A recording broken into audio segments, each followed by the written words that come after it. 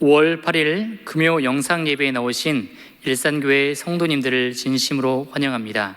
이 시간 사도신경으로 우리의 신앙 고백을 하겠습니다.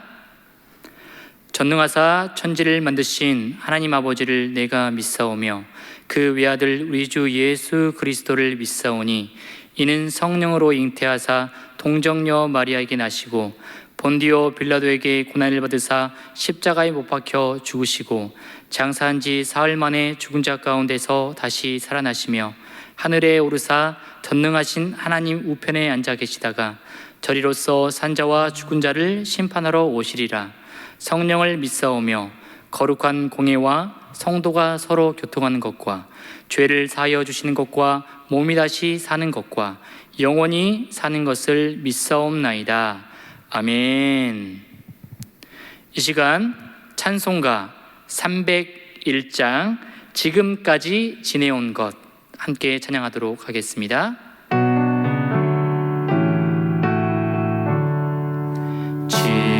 지금까지 지내온 것 주의 크신 은혜라. 한이 없는 주의 사랑 어찌 이루 말하랴. 자나깨나 주의 손이 항상 살펴주시고 모든 일을 주 안에서 형통하게 하시네. 몸도 마음도 연약하나 세임받아 살았네. 물 붓듯이 부으시는 주의 은혜 족하다.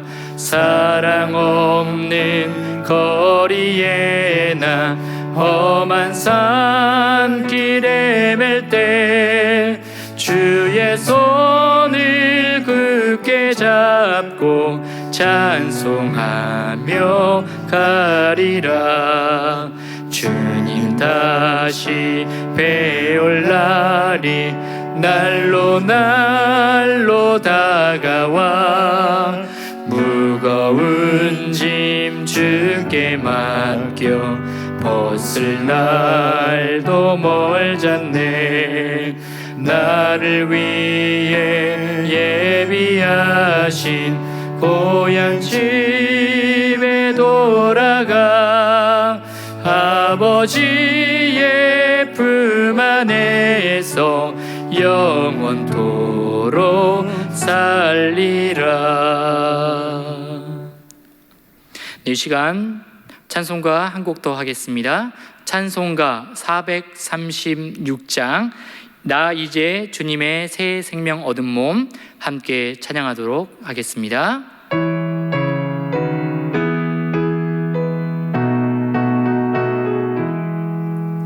나 이제 주님의 새 생명 얻은 몸 옛 것은 지나고 새 사람이로다. 그 생명 내 맘에 강같이 흐르고 그 사랑 내게서 해같이 빛난다. 영생을 누리며 주 안에 살리라.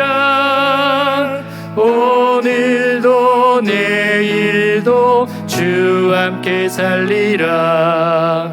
주 안에 감추인 새 생명 얻으니 이전에 줬던 것 이제는 값없다. 하늘의 은혜와 평화를 맛보니 찬송과 기도로 주 함께 살리라. 영생을 누리며 주 안에 살리라. 오늘도 내일도 주 함께 살리라. 산천도 초목도 새 것이 되었고 죄인도 원수도 친구로 변한다. 새 생명 얻은 자 영생을 누리니 주님을 모신 마음 새 하늘이로다. 영생을 누리며 주 안에 살리라. 오늘도 내일도 주 함께 살리라. 주 따라가는 길 험하고 멀어도 찬송을 부르며 뒤따라가리라. 나 주를 모시고 영원히 살리라. 날마다 섬기며 주 함께 살리라. 영생을 누리며 주 안에 살리라. 오늘도 내일도 주 영생을 누리며 영생을 누리며 주 안에 살리라. 오늘도 내일도 주 함께 살리라. 아멘. 이 시간 윤종문 목사님 나오셔서 기도하시겠습니다.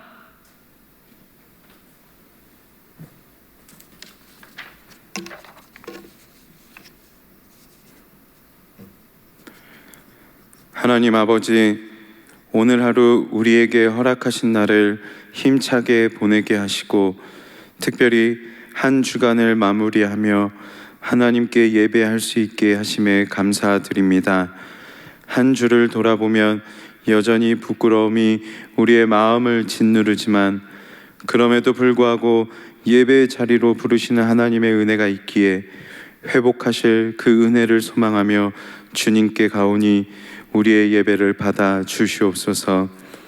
무엇보다도 시대적 어려움에 마음이 많이 굳어 있고 우리의 영혼이 메말라 있는 우리 일산교회 교우들을 봄비를 내리시듯 성령의 단비를 내리시어 성령 충만케 하시고 그 충만함으로 이 어려운 시기를 견뎌내는 믿음도 허락해 주시옵소서. 이럴 때일수록 하나님께 가까이함이 내게 복임을 기억하게 하시고 말씀과 기도로 주님께 가까이 가서 이 세상 속에서도 건강한 영혼을 누리는 우리 되게 하여 주시옵소서. 주님, 이제 곧 함께 모여 예배할 수 있게 하심에 감사드립니다. 먼저는 각 처소에서 드리는 이 예배를 통해 우리의 영혼이 깨어있게 하시고 함께 모여 예배할 때 더욱 기쁨이 넘치는 예배, 회복을 경험하는 예배가 되게 하여 주시옵소서. 이 시간 말씀을 전하실 신진혁 전도사님을 강권적으로 붙드시사 성령 충만한 말씀이 선포되게 하시고 또 그 능력의 말씀이 우리의 영혼을 위로하며 살아갈 소망과 새 힘되는 은혜가 넘치게 하여 주시옵소서. 우리 주 예수 그리스도의 이름으로 기도합니다. 아멘.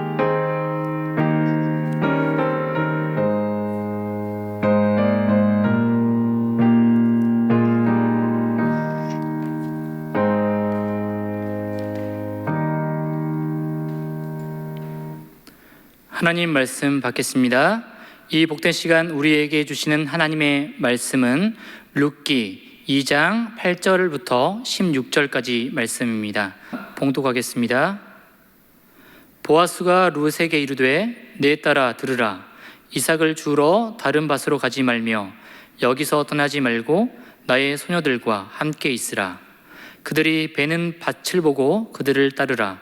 내가 그 소년들에게 명령하여 너를 건드리지 말라 하였느니라. 목이 마르거든 그릇에 가서 소년들이 길어온 것을 마실지니라 하는지라. 룻이 엎드려 얼굴을 땅에 대고 절하며 그에게 이르되 나는 이방 여인이거늘 당신이 어찌하여 내게 은혜를 베푸시며 나를 돌보시나이까 하니 보아스가 그에게 대답하여 이르되 내 남편이 죽은 후로 내가 시어머니에게 행한 모든 것과 내 부모와 고국을 떠나 전에 알지 못하던 백성에게로 온 일이 내게 분명히 알려졌느니라. 여호와께서 내가 행한 일에 보답하시기를 원하며 이스라엘의 하나님 여호와께서 그의 날개 아래에 보호를 받으러 온 내게 온전한 상 주시기를 원하노라 하는지라. 룻이 이르되 내 주여 내가 당신께 은혜 입기를 원하나이다. 나는 당신의 하녀 중에 하나와도 같지 못하오나 당신이 이 하녀를 위로하시고 마음을 기쁘게 하는 말씀을 하셨나이다 하니라. 식사할 때에 보아스가 룻에게 이르되 이리로 와서 떡을 먹으며 내 떡 조각을 초에 찍으라 하므로 룻이 곡식 빼는 자 곁에 앉으니 그가 볶은 곡식을 주매 룻이 배불리 먹고 남았더라. 룻이 이삭을 주우러 일어날 때에 보아스가 자기 소년들에게 명령하여 이르되 그에게 곡식단 사이에서 줍게 하고 책망하지 말며 또 그를 위하여 곡식 다발에서 조금씩 뽑아버려서 그에게 줍게 하고 꾸짖지 말라 하니라. 아멘. 사랑합니다. 네, 이 시간 룻기의 말씀을 통해서 오늘 우리에게 부어주시는 하나님의 말씀의 은혜 받기를 원합니다. 우리 기독교에서는 은혜를 입었다라는 표현을 자주 사용합니다. 이것은 굉장히 관용적인 표현으로서 은혜를 충만히 받았다는 말인 것이죠. 제가 한국일보의 한 종교 칼럼에서 이런 글을 읽은 적이 있습니다. 은혜를 걸친 자인가, 은혜를 입은 자인가 라는 글을 읽었는데요. 이 글의 내용은 무엇이냐면 우리가 어려운 가운데 처해 있을 때는 하나님의 은혜를 입지만 우리가 조금만 그 상황을 벗어나게 되면 마치 이것을 짐처럼 여기거나 마치 살짝 걸쳐놓은 겉옷처럼 여겨서 쉽게 은혜를 잊어버린다는 얘기인 것이죠. 우리 인간은 그런 존재인 것 같습니다. 이런 은혜를 잊지 않는 우리가 되었으면 좋겠는데요. 성경의 많은 인물들은 은혜를 입은 자들이었습니다. 정말 어떤 어려운 상황 가운데서도 하나님을 붙들고 의지할 때에 그들이 온전히 축복받고 회복된 것을 우리가 알 수 있는데요. 저는 그 은혜를 입은 사람들 중에서도 요셉이라는 인물이 떠오릅니다. 이 요셉은 어릴 때부터 굉장히 많은 고난 가운데 있던 사람입니다. 그의 형들로부터 노예로 팔렸고 노예로 팔려서 이제 인생이 조금 펴질 것 같았는데 그 집주인의 아내 때문에 모함을 받아서 감옥에 갇히게 됩니다. 또 그 감옥에서는 정말 오랫동안 고생을 하는 것을 우리는 알 수 있는데요. 그 오랜 시간의 고난의 시간 동안 끝까지 요셉은 하나님을 의지하였고 마침내 하나님의 은혜로 국무총리까지 오르게 되는 것을 저희는 알고 있습니다. 오로지 하나님을 의지함으로 인하여서 하나님의 은혜를 부어주셨고 온전히 그가 회복되는 역사를 우리는 알 수 있는데요. 이처럼 우리 삶 가운데도 많은 역경이 있습니다. 하지만 하나님을 온전히 의지할 때에 하나님께서 은혜를 부어주시고 우리에게 온전히 회복시켜주실 것임을 믿습니다. 오늘의 본문의 주인공인 룻도 굉장히 큰 은혜를 받은 사람입니다. 모압 땅에서 의지할 사람이 전혀 없던 상황 속에서 그 시어머니인 나오미를 데리고 유대 땅으로 가게 되는 것이죠. 지금도 다른 나라에 가서 산다는 것은 굉장히 어려운 일입니다. 그런데 무려 3,000년 전에 그것도 여인의 몸으로 시어머니를 모시고 간 나오미는 굉장히 큰 결단을 한 것입니다. 어떤 어려움이 닥칠지 모르지만 정말 어머니를 의지함으로 어머니의 하나님을 의지함으로 그렇게 룻이 나아갔던 것이죠. 그 큰 결단으로 말미암아서 룻은 하나님께 인정받고 정말 이 성경에도 기록되는 큰 족적을 남기게 되는 것이죠. 하나님의 충만한 은혜를 받게 된 것입니다. 오늘 이 시간 이 룻의 이야기를 통해서 은혜를 입은 자의 특징에 대해서 저희들이 알아볼 텐데요. 먼저는 룻기 전체의 내용을 한번 보기를 원합니다. 이 룻기의 전체 내용의 주제를 저는 이렇게 요약하고 싶습니다. 한 문장으로 얘기를 하면 공허의 역사에서 채워짐의 역사로 바뀌다 입니다. 나오미의 삶이 굉장히 공허 가운데 있었는데 이제 온전히 채워지게 된다는 것이죠. 무슨 말이냐면 완전한 절망 가운데 있었던 나오미가 이제 하나님의 은혜로 온전히 변화되고 축복받는 그 사람이 되었다는 사실입니다. 오늘 먼저 룻기 1장 1절부터 5절까지 말씀을 보면 나오미의 삶이 이제 공허의 삶 속으로 들어가는 것을 보게 됩니다. 흉년이 들었습니다. 그리고 그 땅에서 벗어나서 모압 땅으로 갔을 때에 이제 회복되는 것 같았는데 그 모압 땅에서 자신의 남편인 엘리멜렉마저 죽게 됩니다. 엄청난 비극이었죠. 그런데 그 비극 위에 또 비극이 생깁니다. 자신의 두 아들이 죽게 된 것입니다. 말론과 기럐이 죽게 되었습니다. 이제 나오미는 더 이상 누구를 의지할 사람이 없게 된 것입니다. 그녀에게 남아있던 두 며느리는 오히려 그녀에게 짐이 될 수 있는 요소였습니다. 너무나도 절망적인 상황 가운데 정말 나오미가 느낄 수 있는 감정은 절망적인 마음과 공허함과 끊임없이 찾아오는 슬픔뿐이었을 것입니다. 즐거움도 느끼지 못했을 것이고 아무런 감각 없이 절망 가운데 빠졌을 것입니다. 그 심정을 알 수 있는 내용이 바로 룻기 1장 21절 말씀인데요. 제가 읽도록 하겠습니다. 내가 풍족하게 나갔더니 여호와께서 내게 비어 돌아오게 하셨느니라. 여호와께서 나를 징벌하셨고 전능자가 나를 괴롭게 하셨거늘 너희가 어찌 나를 나오미라 부르느냐 하니라. 아멘. 이제 나오미가 룻을 데리고 유대 땅으로 돌아오게 되는데요. 그때 나오미가 이렇게 얘기를 하는 것입니다. 하나님께서 나를 풍족하게 하셨는데 비어서 돌아오게 하셨다고 얘기하는 것입니다. 그녀의 삶이 완전히 공허의 삶 가운데로 빠졌는데 무엇보다도 이 나오미가 이렇게 얘기를 하는 것이죠. 나의 이름을 마라라 부르라고 얘기합니다. 이 마라는 슬픔이란 뜻인데 나오미의 원래 이름의 뜻이 바로 기쁨 아니겠습니까? 그런데 그 기쁨에서 자신의 이름을 슬픔이라고 부르라고 얘기를 하는 것이죠. 완전히 절망적인 나오미의 심정을 얘기하는 것입니다.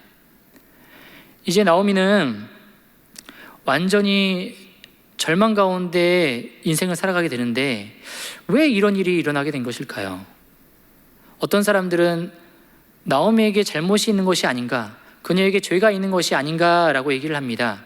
하지만 오늘 룻기의 저자는 이 후반의 내용을 통해서 이렇게 얘기를 하는 것입니다. 그 안에 하나님의 계획이 있다라고 얘기를 합니다. 하나님께서 은혜를 충만히 부어주기 위해서 그 은혜를 부어주기 위해 계획을 하고 계신다는 것이죠. 이제 하나님의 그 계획에 따라서 나오미가 유대 땅으로 돌아오게 되었고 그녀의 인생이 점차 공허에서 채워짐의 역사로 바뀌어지게 됩니다. 먼저는 룻을 통해서 조금씩 채워지게 되는데 그녀가 있었기 때문에, 룻이 있었기 때문에 나오미의 삶은 완전히 공허의 삶은 아니었을 것입니다. 그 후에 이제 유대 땅으로 와서 점점 더 나오미의 삶이 채워지게 되는데 그곳에는 이 보아스라는 사람이 있었습니다. 이 보아스는 성경에서 유력한 자로 나오는데 바로 부와 명예를 가진 사람인 것이죠. 이 사람과의 만남을 통해서 하나님께서 이들에게 정말 완전히 회복되는 역사를 보여주고 계십니다. 먼저 이 나오미와 룻이 유대 땅으로 돌아왔을 때에 고민했던 것은 무엇이었을까요? 바로 먹고 사는 문제였을 것입니다. 그래서 룻이 나오미에게 얘기를 합니다. 제가 이제 밭에 나가서 이삭을 주워 오겠습니다 라고 얘기를 합니다. 하지만 잘 생각을 해보면 오랫동안 떠나 있었던 그 유대 땅에서 나오미와 룻에게는 자신만의 밭은 없었습니다. 그렇다면 어떻게 이삭을 얻는다는 얘기일까요? 그 당시에는 다행히도 사회적인 약자에게 도움을 주는 제도가 있었습니다.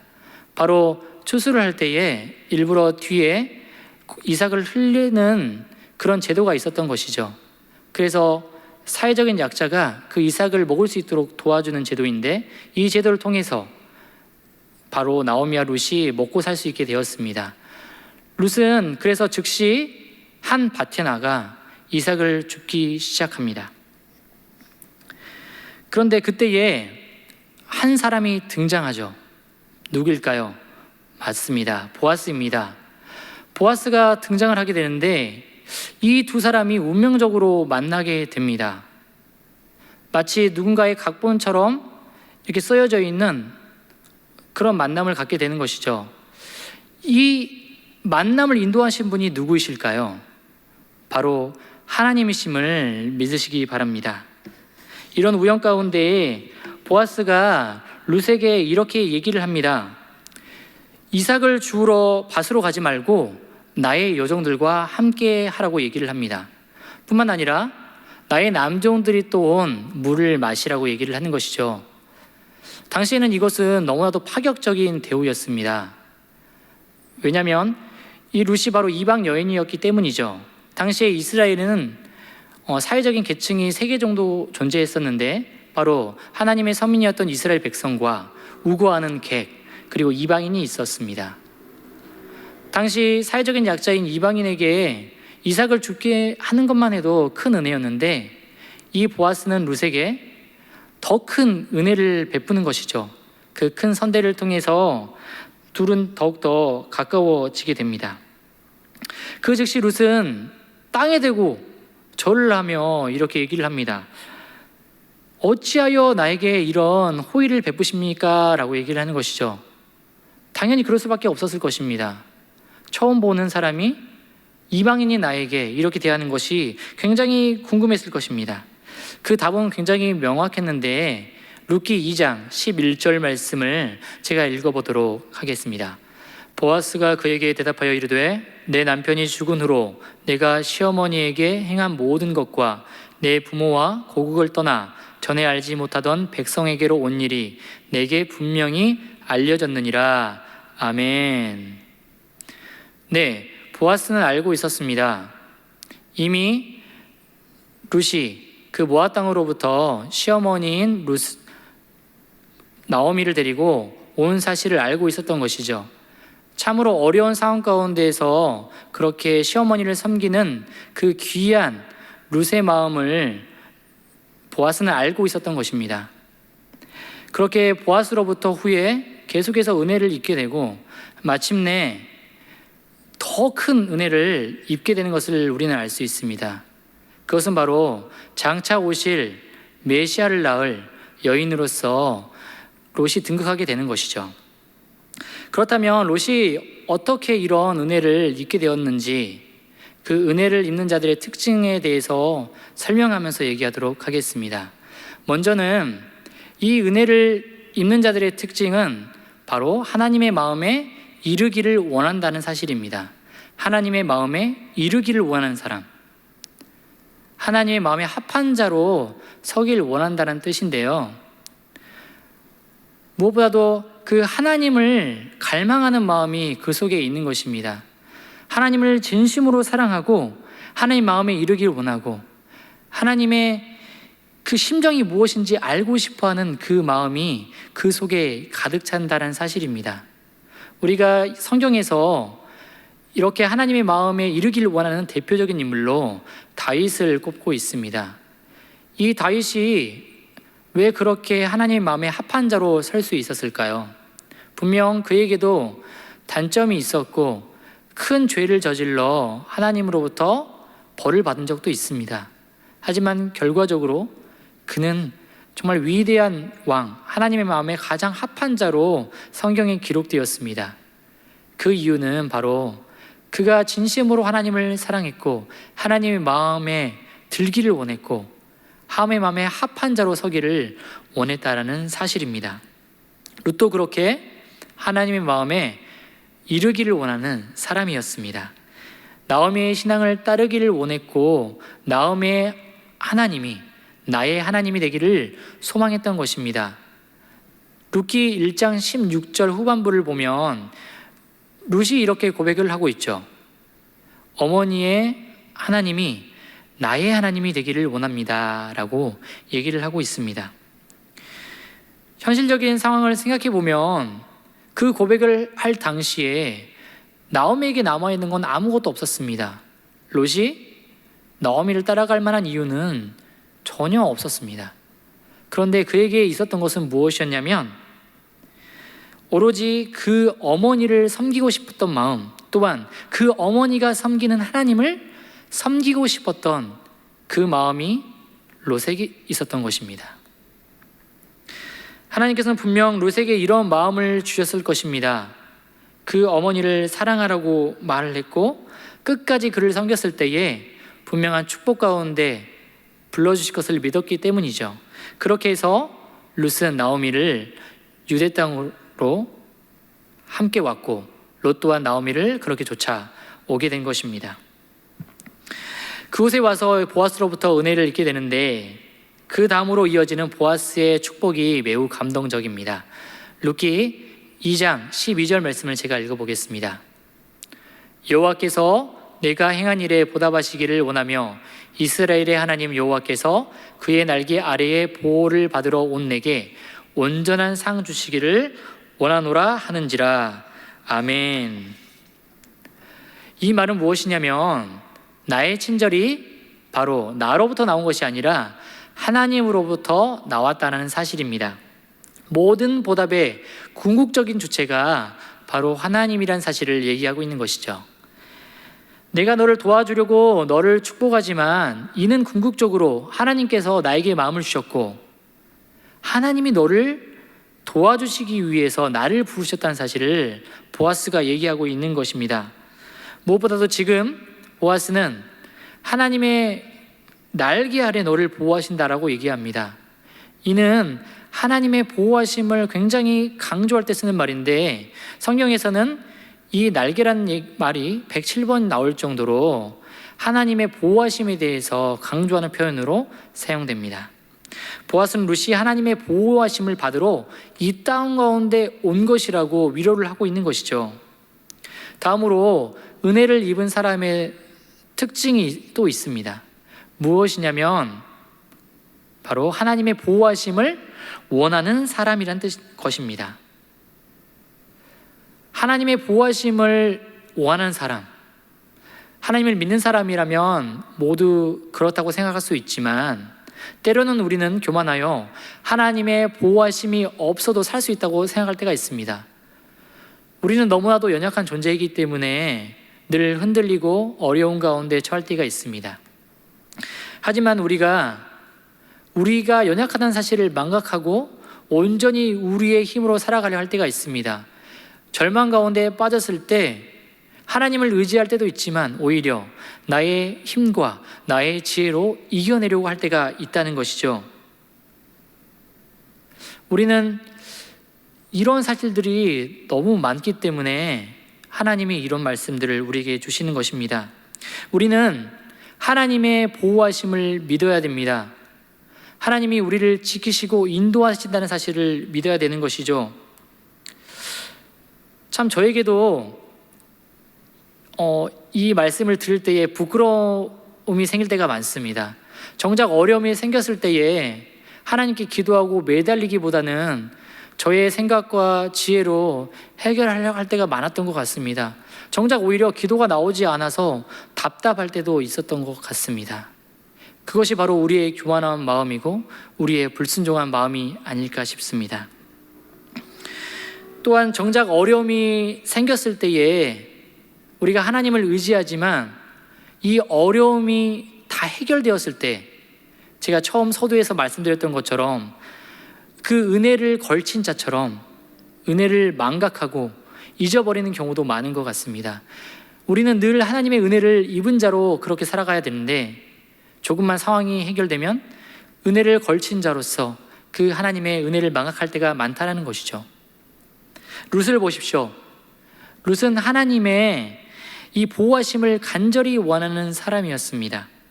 자신의 생각과 자존심을 모두 내려놓고 그 현 상황을 바라보는 것이 아니라 그 어머니를 바라보고 그 어머니가 섬기는 하나님을 바라보고 유대 땅으로 왔습니다. 그 결과 어떻게 되었나요? 바로 이 룻을 통하여서 하나님의 역사가 놀랍도록 펼쳐지게 되는 것을 우리는 알 수 있습니다. 이 룻이 나중에 다윗의 증조모가 되고 이후에는 이 다윗의 후손을 통해서 예수 그리스도가 탄생하게 됩니다. 우리에게 영원한 생명을 허락하실 그 메시아, 약속된 메시아가 바로 이 룻의 계보를 통해서 이어지게 되는 것이죠. 이방인이었던 이 여인이 온전히 하나님을 의지하자 그에게 놀랍도록 큰 은혜가 부어졌습니다. 이것보다 더 큰 은혜가 있겠습니까? 우리는 늘 그렇게 하나님의 은혜를 입도록 노력하는 자가 되어야 됩니다. 무엇보다도 그 하나님의 보호하심 아래 거하는 사람이 되어야 될 것입니다. 말씀을 정리하겠습니다.